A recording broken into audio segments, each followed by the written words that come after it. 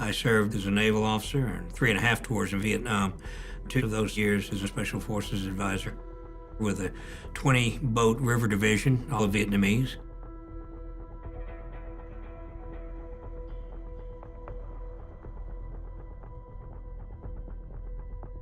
The plan was to sail all the large ships of the South Vietnamese Navy down the Saigon River to the sea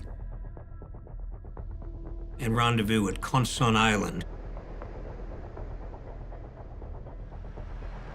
We had expected, frankly, a longer time period to get ready. We had been told by people in our intelligence community that we might have as long as the 4th of May. But the North Vietnamese were closing in quite tightly, and clearly it was time to send the signal to leave.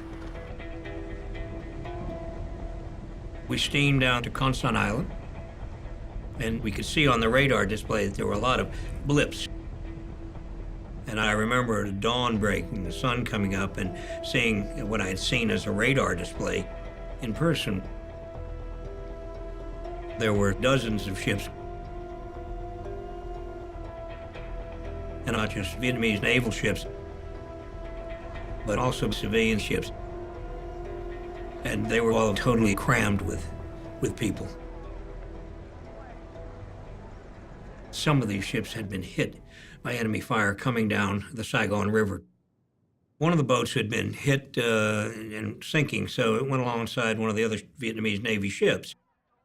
A wooden plank was thrown between the 2 ships for the civilians and naval personnel on the damaged ship to cross onto the ship that wasn't.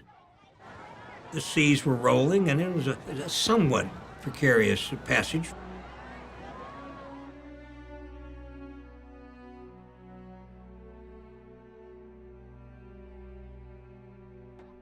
We had worked a plan out to sail 2 ships to the Philippines, and the Kirk was going to escort them.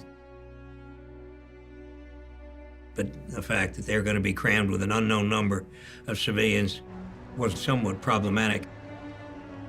The U.S. government already had a refugee problem with the U.S. naval ships. This was another 30 or more thousand people to deal with. I thought it was a lot easier to beg forgiveness than to get permission.